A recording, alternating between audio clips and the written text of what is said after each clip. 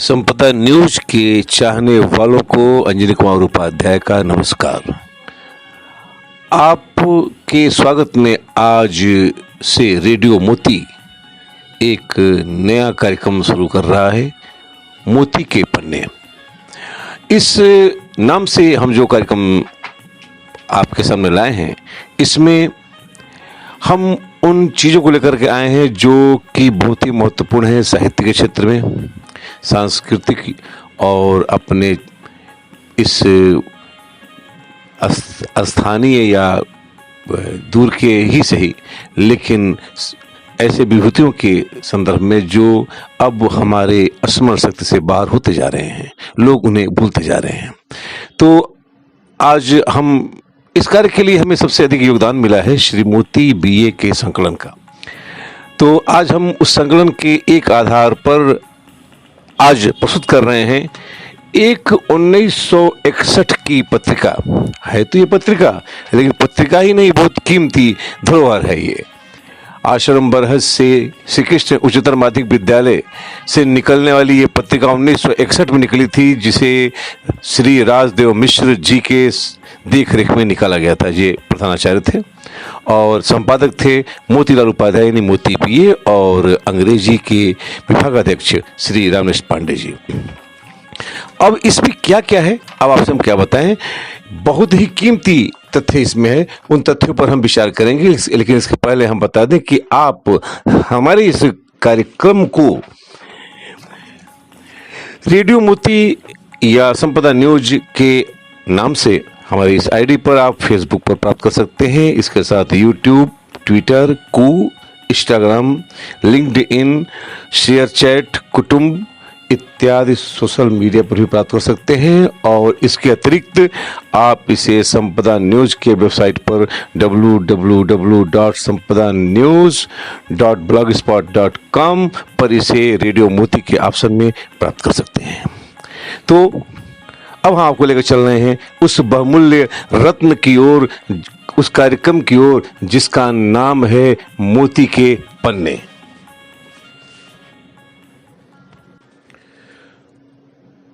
उन्नीस सौ 61 में छपे इस पत्रिका का उस समय नाम रखा गया था दीनों के प्राण बाबा राघोदास। उस समय कोई और नाम नहीं था, संभवतः हमारे ख्याल से ये पहली या दूसरी पत्रिका हो सकती हो। इस समय इस पत्रिका में जो महत्वपूर्ण लेख हैं आप बता दें। एक तो लेख है धीरेन्द्र सिंह नाम के एक लड़के का जो 10 ब का विद्यार्थी उस समय था। इसने एक वाणी वंदना लिखी है जो बहुत ही कीमती है, बहुत ही अच्छी वाणी वंदना है, सरस्वती की वंदना है। और आपसे बता दें आज उस हिसाब से 62 वर्ष बाद कक्षा 10 में पढ़ने वाले विद्यार्थी की उम्र 78 साल से कम नहीं होगी। वो वयोवृद्ध व्यक्ति हो सकते हैं। और इसके अतिरिक्त इसमें अन्य जो लोगों के लेख हैं उसमें मोहन सिंह, आप नाम सुने होंगे, मोहन सिंह जो कि माने जाने नेता रह चुके हैं और हमारे पूर्वांचल की शान रह चुके हैं। वही मोहन सिंह यहाँ विद्यार्थी थे कक्षा 12 में। इनके 3 लेख हैं इसमें। और मोहन सिंह के अलावा दूसरे विद्यार्थी का जो इसमें लेख है उनके बारे में भी आपसे बता दें। उनका नाम है दुर्गा प्रसाद मिश्र। ये भी हमारे क्षेत्र के माने जाने विधायक रहे हैं और पूर्वांचल के गौरव रहे हैं। इनके भी इसमें लेख हैं जिसका हम जिक्र करेंगे। इसके अतिरिक्त इनमें जिन विभूतियों के अच्छे अच्छे लेख और संस्मरण हैं उनके हम कुछ नाम आपको बता दें। विष्णुदेव मिश्र, विश्वेश्वर नाथ त्रिपाठी, रामनेश पांडे, सूर्यनारायण गुप्त, महेंद्र गिरी, सुशीला कुमारी, राम मिलन सिंह, कन्हैयालाल श्रीवास्तव, और इसके अतिरिक्त एक नाम है जगदीश पांडे जो कि इस के विशेष सूची में है। तो हम इन संदर्भों पर चलेंगे, इनके विचारों पर कि इन्होंने क्या लिखा है। लेकिन इसके पहले हम आपको बता दें कि इसमें एक और महत्वपूर्ण चीज़ है, एक महत्वपूर्ण तथ्य है। वह इसमें लिखा हुआ है, बाएं पेज पर लिखा हुआ है श्री कृष्ण उच्चतर माध्यमिक विद्यालय बरहज की कार्यकारिणी समिति के सदस्य। तो हम आपको उस समय की कार्यकारिणी समिति के सदस्यों का नाम हम लेना चाहते हैं। इससे आपको अनुमान होगा कि कितनी बड़ी आपस में दोस्ती या एक दूसरे पर विश्वास था। एक संस्था आश्रम बरहज है, जिसे कि अनंत पीठ कहा जाता है, इसकी कार्यकारिणी, इसकी जो है एक संस्था एसके इंटर कॉलेज के कार्यकारिणी समिति के सदस्यों के नाम हम आपके सामने पढ़ने जा रहे हैं। हाँ तो दोस्तों, ये आपको हम बता दें कि श्री कृष्ण उच्चतर माध्यमिक विद्यालय बरहज की कार्यकारिणी समिति के सदस्य जो हैं उनके नाम, इसके सभापति हैं इस समिति के श्री ज्ञानेश्वर प्रसाद मित्तल, जो जिलाधीश हैं देवरिया के, उस समय रहे हैं वो। और उसके बाद उप सभापति हैं इस आश्रम के पीठाधीश्वर परम पूज्य परमहंस 108 श्री सत्यव्रत जी महाराज, जो इसमें लिखा हुआ है। और अन्य लोग इसमें इनके सहयोगी हैं श्री राजा राम कुलकर्णी। आपसे बता दें कि ये श्री राजा राम जी वही हैं जो बाबा राघवदास के भतीजे रहे हैं और आश्रम के पीठाधीश्वर रहे हैं। फिर श्री जगदीश दीन जी, उसके बाद इसके मैनेजर रहे हैं इस कार्यकारिणी समिति के श्री गोरख प्रसाद जायसवाल। ये गोरख प्रसाद जायसवाल जी वही हैं जिनके नाम से एक फर्म है गोरख प्रसाद गणपतलाल। ये मशहूर व्यवसायी रहे हैं इस क्षेत्र के और समाज सेवी रहे हैं। इसके बाद सेक्रेटरी इस संस्था के, मतलब इस कार्यकारिणी समिति के रहे हैं श्री भगवान दास जी गौड़। कोषाध्यक्ष श्री हरदेव प्रसाद बरनवाल रहे हैं। और अन्य सदस्यों के नाम हैं श्री हरिराम देवड़ा, ये हनुमान आयल मिल के मैनेजर रहे हैं। और इसके बाद श्री गोपाल अग्रवाल जी हैं सदस्य, द्वारिका प्रसाद अग्रवाल जी हैं। और उसके बाद पद्मेश्वरी सिंह जी सदस्य हैं इसके। और इन सदस्यों में नाम बरहज के श्री फारूक खां साहब का भी है, और श्री देवनंदन शुक्ल जो एडवोकेट देवरिया के थे उस समय, उनका नाम है सदस्यों में। धर्मराज उपाध्याय जो अध्यापक रहे हैं एसके इंटर कॉलेज यानी श्री कृष्ण इंटरमीडिएट कॉलेज आश्रम बरहज के, वह उनका भी नाम इस सदस्य में है। और श्री विश्वनाथ सिंह ये भी सदस्य हैं, ये अध्यापक प्रतिनिधि हैं और इस संस्था में श्री कृष्ण उच्चतर माध्यमिक विद्यालय आश्रम बरहज में कार्यकारिणी समिति के सदस्य हैं। और अंतिम नाम है श्री राजदेव मिश्र प्रधानाचार्य, जैसा कि नियम है कि संस्था का प्रधानाचार्य हमेशा सदस्य रहता है।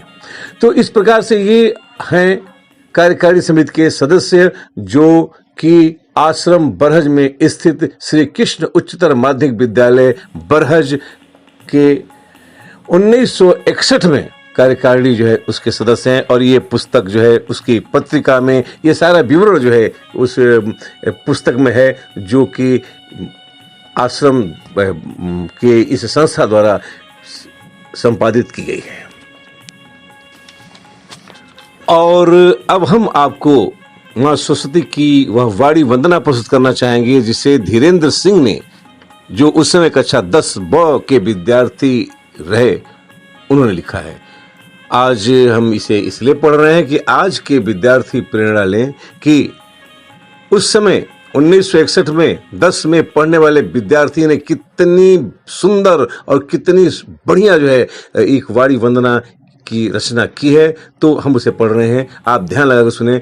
भव भय हारिणीम व्योम विहारिणीम त्रिभुवन व्यापिणीम जल संचारिणीम राजहंस आरोहिणीम जलद वस्त्र सुचिधारिणीम वीणा पुस्तक पद्मासन युक्त भक्त हृदय संशय निवारिणीम तमस मध्य सुचि किरण प्रकाशिणीम मोह निशा अवसान कारिणीम अमृत बिंदु मानस विलासिनीम जग जननी अनहद निनादिनीम मार्ग प्रदर्शन करो सृष्टि का भय संताप हरो गूंज उठे अवनी से अंबर स्वर संधान करो। यह है वाणी वंदना। ये कार्यक्रम हम इसलिए प्रस्तुत कर रहे हैं कि यदि आप सुन रहे हैं और यदि ऐसे बच्चे भी सुन रहे हैं जो कि जिनकी उम्र आज अध्ययन करने की है, तो वह इस बात से प्रेरणा लें कि आज से 62 वर्ष पूर्व 1961 में पढ़ने वाले एक विद्यार्थी ने या उस समय के बच्चे कितना बढ़िया कितना सुंदर लिखा करते थे। क्या हमारी वह टेंडेंसी, वह हमारी क्षमता आज बढ़ रही है कि घट रही है। तो फिर चलते हैं अगले इसके लेखक यानी रचनाकार की तरफ। इस पुस्तक में 2 भाग हैं, एक भाग हिंदी में है और दूसरा भाग अंग्रेजी में है। हिंदी के संपादक हैं मोतीलाल उपाध्याय यानी मोती बी, और अंग्रेजी वाले भाग के संपादक हैं रामनेश पांडे जी। थोड़ा सा हम परिचय एक संग्रह दे दें कि रामनेश पांडे कैसे टीचर रहे हैं कि वो जब भी विद्यार्थियों को पढ़ाए अपने विद्यालय में, अपने क्लास में कभी भी वो हिंदी नहीं बोले, और विद्यार्थी भी यदि हिंदी में पूछता था तो आंसर नहीं देते थे, उससे अंग्रेजी में बोलना जरूरी होता था। आज अभी भी ये व्यक्तित्व कायम है। रामनेश पांडे जी का यह उदाहरण दिया जाता है। उन्होंने कुछ अद्भुत रचनाएं की हैं। जी हाँ, रामनरेश पांडे जो एसके इंटर कॉलेज के अंग्रेजी के लेक्चरर रहे थे, वह कुछ ऐसी रचनाओं को उन्होंने प्रस्तुत किया है जो आज तक अप्रकाशित रहीं। उसमें से एक रचना हमें इस पुस्तक में मिली है जो हम आपके सामने प्रस्तुत करेंगे, अभी नहीं, थोड़ी देर बाद। विद्यार्थी मोहन सिंह कक्षा 12 जो कला वर्ग के थे, साइंस के नहीं थे, उनके द्वारा विश्व बंधुत्व नामक शीर्षक से एक लेख में इस पुस्तक में उन्होंने लिखा है, हम 4 लाइन पढ़ रहे हैं।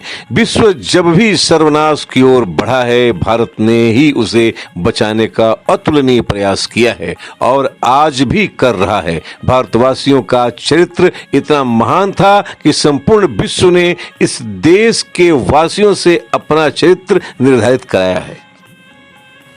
इसके अतिरिक्त 2 और इनकी रचनाएं इसमें हैं। एक है तेल के पीपे और दूसरा तृतीय विश्व युद्ध की कोई संभावना नहीं है। यह संपूर्णानंद वाद विवाद प्रतियोगिता में इस पक्ष में इनका बयान था मोहन सिंह जी का। और अब हम आपको लेकर चल रहे हैं कक्षा 11 के विद्यार्थी दुर्गा मिश्र जी के लेख की तरफ।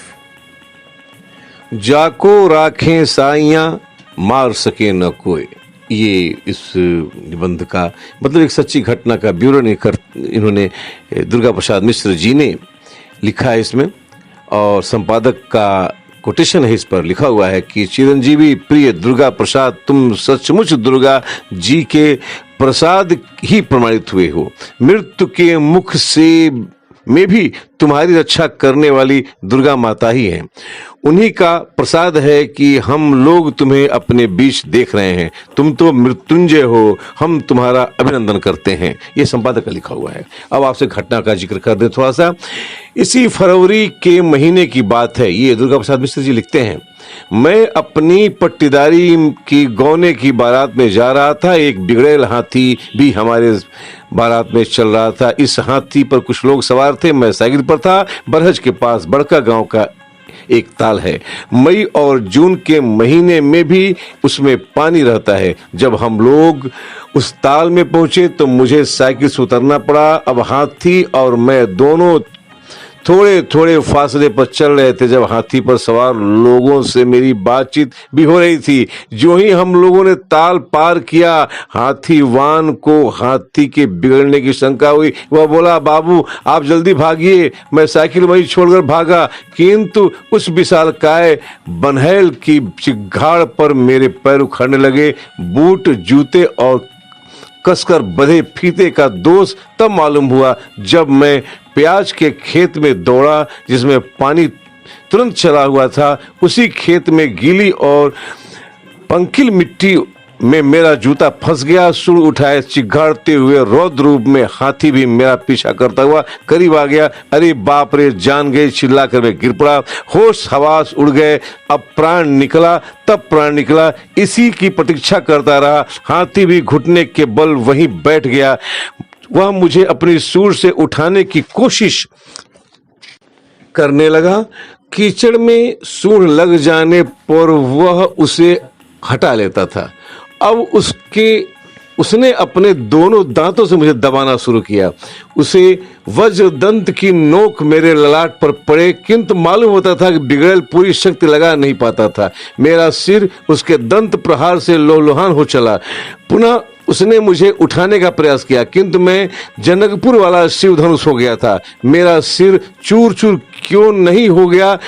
जब मैं इस बात को सोचता हूं तो यही बात समझ में आती है कि साक्षात दुर्गा माता ने मेरे सिर पर हाथ फेरकर उसे भरतपुर का किला बना दिया था। दूर के लोग चिल्लाते थे और रोते थे। हाथी पर के सवार छाती पीटते थे। पहलवान हैरान था। हाथी अपनी कोशिश में बेचैन था और मैं मरने के लिए चुपचाप शांत प्याज की खेत की मिट्टी से चिपका हुआ था। मुंह से माँ बाप की पुकार भी नहीं निकलती थी। हाथी जो चोट करता था उसका प्रभाव कम, मरने का भय भी मूर्त हो उठा था। मारने वाले से बचाने वाला बलवान होता है। अचानक हाथी उठा और दूसरी ओर भागा। वह जो ही मुड़ा तत्काल मैं भी उठकर विपरीत दिशा की ओर भागा। लोगों ने मुझे संभाला। सिर की प्राथमिक चिकित्सा हुई, अस्पताल पहुंचाया गया। मैं मरा नहीं। बहरहाल जब अपने गांव पहुंचा तो सबकी आंखों कि गंगा में मैं डूब गया। यह सब गुरुजनों के आशीर्वाद का प्रताप है कि स्वयं माँ दुर्गा ने मौत के मुंह से मेरी रक्षा की। कोई कहता तुम्हारी माँ बहुत पुण्यवान है, उन्होंने जीवतिया का व्रत किया था। कोई कहता तुम्हारी स्त्री सौभाग्यशालिनी है। कोई कहता अब तुम्हें आयु भर कोई मार नहीं सकता, तुम मृत्युंजय हो। जो भी हो, मैं कैसे बच गया यह मैं स्वयं नहीं जानता। भारत के भरदूल कि अंडा घंटा टूट पड़े की भांति प्याज के खेत का पानी और कीचड़ में रक्षक बन गया। अब भी मैं यही सोचता हूं कि घंटे के रूप में भगवान ने ही अंडे की रक्षा की है, इसी प्रकार पानी और कीचड़ के रूप में उसी शक्ति ने मेरी रक्षा की है। हे भगवान, जय मां दुर्गे। ये उनका लेख है जो हमने आपको पढ़ के सुना दिया। ये इसलिए हमने इसे पूरा पढ़ के सुनाया कि यह एकमात्र प्रमाण उनका लिखा हुआ है इस पुस्तक में, जिसमें ये इस बात का जिक्र है कि वह एक बार मौत के मुंह से निकल आए और वह मौत को जीत करके आए। और अब हम आपको इस संस्मरण से पेश कर रहे हैं बरहज में पंडित नेहरू। आंखों देखा एक ऐसा दृश्य। इसके संदर्भ में संपादक ने लिखा है कि सन 1946 की घटना है। प्रिय पाठकगण, आज पाठक जी की जवानी ही उस घटना का वर्णन कर रही है। इसमें यह पूछे कि उन्होंने नेहरू जी की बांह, यह न पूछे कि उन्होंने नेहरू जी की बांह क्यों पकड़ ली थी। घटना कुछ इस प्रकार से मैं आपसे बता दूं कि नेहरू जी बरहज में आए थे और नेहरू जी का मंच संचालन का सभी कार्य जो है हो रहा था। पाठक जी इसमें, पाठक जी का तात्पर्य मेरा श्री राजनारायण पाठक जी से है। राजा पाठक जी सारी व्यवस्था कर लिए थे। उन्होंने नेहरू जी को पहचाना नहीं और नेहरू जी बहुत सहज तरीके से आते थे। तो जब वो आए और मंच की ओर बढ़े तो पाठक जी ने नेहरू जी का जो है बांह पकड़ लिया था। और फिर मैंने क्या हुआ, अब आपको मैं पूरी कहानी पढ़ रहा हूं। यह स्वयं श्री राजनारायण पाठक जी ने लिखा है, इस पुस्तक में उनके द्वारा लिखा हुआ है, तो हम उसे आपको पढ़ के सुना रहे हैं। सभी नेहरू जी ही बनते हैं, जिसे देखो वही मंच पर चला जा रहा है, चलो हटो। इस प्रकार कड़क कर डांटते हुए मैंने लपक कर बांह पकड़ ली उस व्यक्ति की जो तेजी से मंच की ओर बढ़ा जा रहा था। उसे आगे बढ़ने से रोक दिया। वह व्यक्ति तुरंत वहां जहां का था खड़ा हो गया और मंद मंद मुस्कुराने लगा। जब तक हमारे गुरुवर धर्माचार्य पंडित महेंद्र जी शास्त्री भागते हुए मेरे पास पहुंच गए और उन्होंने मुझे मीठी झिड़की से फटकारते हुए कहा, क्या करते हो पाठक, देखते नहीं स्वयं नेहरू जी खड़े हैं। दूसरे क्षण मैं नेहरू जी के पैरों पर था। वे मुस्कुराते हुए आगे बढ़ गए, मंच पर पहुंचे। उन्होंने कोई लंबा चौड़ा भाषण नहीं दिया। बरहज 2:30 बजे दिन में उनके आने का समय निश्चित था। पहुंचे रात को 10 बजे। 1-1.5 लाख की भीड़ बरहज में नेहरू जी के दर्शनों के लिए सवेरे से बेचैन थी। पंडित जी स्वयं अपने पूर्व निश्चित कार्यक्रम के लिए व्यग्र थे, किंतु वे करें भी तो क्या। रास्ते की श्रद्धालु जनता उनकी मोटर कार के आगे लेट लेट जाती थी और आगे बढ़ने से रोक देती थी। उनके दर्शन और वाणी से जनता अपने जीवन को सार्थक करती थी। इस तरंग को झेलना आसान भी तो नहीं। पंडित जी को कोई बरस 2:30 बजे दिन में आना था और वे पहुंचे रात में 10 बजे। पंडित जी के लिए विशेष मार्ग बना हुआ था। मार्ग बहुत सजाया गया था। मार्ग के दोनों ओर पंक्तिबद्ध स्वयं सेवक खड़े थे। इन पंक्तियों का लेखक भी स्वयं सेवकों में था। जब कोई व्यक्ति उस मार्ग से होकर मंच की तरफ बढ़ता था तो हम लोग उसे रोक दिया करते थे, कारण वह मार्ग केवल पंडित जी के लिए था। जब से ड्यूटी पर हम नियुक्त थे, हजारों व्यक्तियों को उस मार्ग से जाने नहीं दिया गया था। पंडित जी की कार जब पहुंची तो भीड़ के कारण निश्चित स्थान से पहले ही रुक गई। पंडित जी अपने सहज स्वभाव के अनुकूल मोटर से उतरकर भीड़ को चीरते हुए और आगे बढ़ने लगे। रात का समय था ही, किसी को पता न लगा कि पंडित जी ही हैं।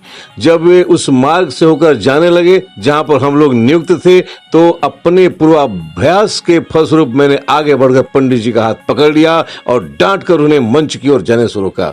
अब पंडित जी मंच पर थे।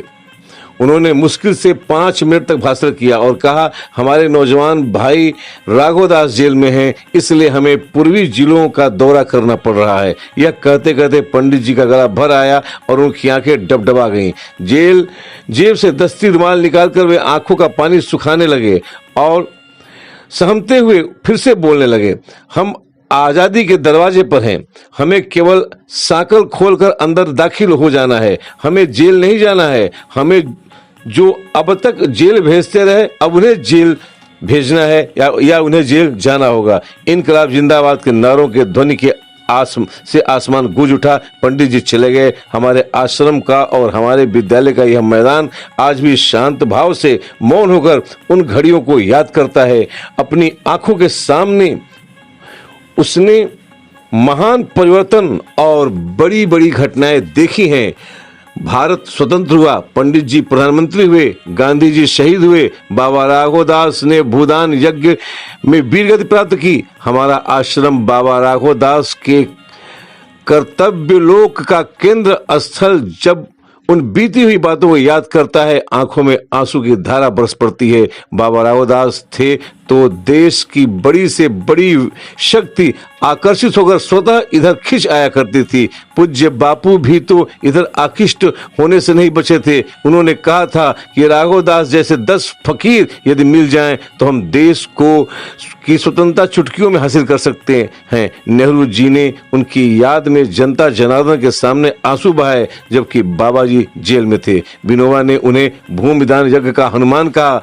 आज बाबा राघवदास नहीं है तो हमें तो ऐसा प्रतीत होता है कि संसार में कोई नहीं बहुत से पंगुओं को बाबा जी ने ऊंचे शिखर तक पहुंचाया, किंतु वे पंगु भी आज बाबा के न रहने पर ऊंचे पद पर अभिमान करते हैं, जैसे उस पद को उन्होंने अपने ही शक्ति त्याग और तपस्या से प्राप्त किया हो। पंडित नेहरू बरज आए थे और आश्रम में आए थे। बाबा जी की अनुपस्थिति में उनके लिए वे यहाँ से रोते हुए गए थे। हमें इस आश्रम का और बाबा राघवदास पर अभिमान है। अब हम इसमें कुछ महत्वपूर्ण तथ्यों का जिक्र कर दें। इसमें कई ऐसे संस्मरण हैं जिन्हें अगर हम पढ़ें तो बहुत ही लंबा समय लग जाएगा, लेकिन सिर्फ नाम हम बता दे रहे हैं आपको। श्री उमा शंकर सिंह जो कि ADO थे बरहज के, उनका लेख है a few words of Sikh. फिर सूज ऑफ कुरचेव मोतीबिये की ये रचना, और डॉक्टर परम उपाध्याय का इसमें लिखा हुआ एक बहुत ही बेहतरीन लेख है इंग्लिश में, science today and tomorrow. Kailashnath Bhagat ji जो कि यहाँ इंटरमीडिएट के मैथ के स्टूडेंट थे, उन्होंने लिखा एक लेख इसमें इंग्लिश में, सिस्टम ऑफ एजुकेशन इन रसिया।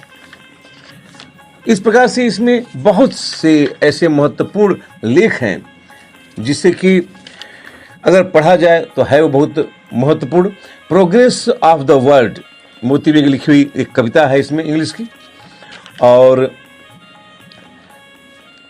राम दरस जो कक्षा 12 के विद्यार्थी रहे हैं उनका लिखा हुआ इंग्लिश में लेख है अहिंसा इन साइंस।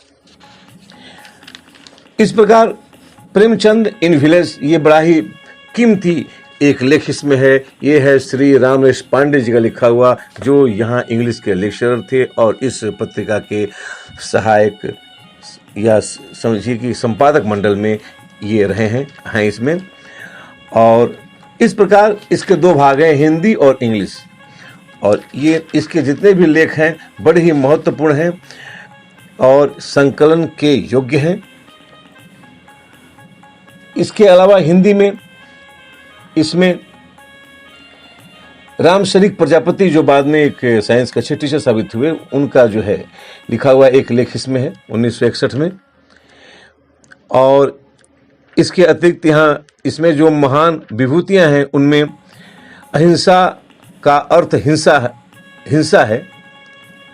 एक इस तरह का लेख स्वर्गीय श्री राजेंद्र पाठक जी का लिखा हुआ इसमें है। और इसके अतिरिक्त इसमें बाबा राघवदास के लिखे हुए कई पत्र भी हैं जो कि छपे हुए हैं। हम आपको सिर्फ इतना बता रहे हैं कि ऐसे पुस्तकें और ऐसे तमाम संस्मरण जो हैं हमें अक्सर मिलते रहते हैं, और हमने ये तय किया कि हमें एक बार जिक्र करके आपके पास तक इसे हम पहुंचाएं ताकि एक बार सुने आप। हम नहीं जानते कि हमारे इस कार्यक्रम को कितने लोग सुनेंगे, कितने लोग इसे समझेंगे, लेकिन यह तय है कि जो साहित्य का प्रेमी है, जो आदमी अपने संस्कृत का प्रेमी है, जिसे भारतवर्ष पर नाज है, जिसे भारतवर्ष के इन मनीषियों पर नाज है, जो भारतवर्ष के इन प्रतिभाओं पर नाज है, वह निश्चित रूप से यदि सुनता है तो इसका एक बार भी सुनता है तो हमारा ये मेहनत सार्थक है। और हम उस व्यक्ति को नमस्कार करते हैं, नमन करते हैं जो ऐसे तथ्यों को, ऐसे सामग्रियों को सुनता है। ये अपेक्षाकृत, जैसा कि आप सुने हैं कि आजकल दुनिया मुड़ चुकी है, हमारा बिल्कुल ये भारतवर्ष का एक बेल्ट जो है नवयुवक का ऐसे तरफ मुड़ चुका है जहां सिर्फ भद्दगी है और जो है दिमाग में जहरीलापन भरा हुआ है और उसमें अश्लीलता भी टपकती है। इस तरह के माहौल में रहने वाले लोगों के लिए अगर वो ये पढ़ते हैं, देखते हैं तो उन्हें यह एक बहुत बड़ा वरदान साबित होगा। हम लाए हैं उन्हीं के लिए और उन्हीं बच्चों के लिए, उन्हीं ऐसे लोगों के लिए जो कि साहित्य और संस्कृत और ऐसे अच्छे रचनाओं के प्रति जिनका मोह होता है और जिन्हें इसको देखने के बाद गर्व होता है। हमें अनुमति दीजिए अंजलि गौर उपाध्याय को संपदा न्यूज से मैं अगली बार आपको पुनः कोई कार्यक्रम लेकर के ऐसे ही कीमती पुनः हाजिर होऊंगा। आज का ये कार्यक्रम मोती के पन्ने का ये प्रथम कार्यक्रम है। हमें आपके 2 शब्दों की आवश्यकता है कि हमारा ये कार्यक्रम सफल चल रहा है कि नहीं चल रहा है, हम इसमें कहां तक सफल हैं। इसके लिए हमें आपके 2 शब्दों की आवश्यकता है। आशा है आप जरूर हमें सहयोग करेंगे। अंजलि गौर उपाध्याय को आज्ञा दीजिए। नमस्कार, धन्यवाद।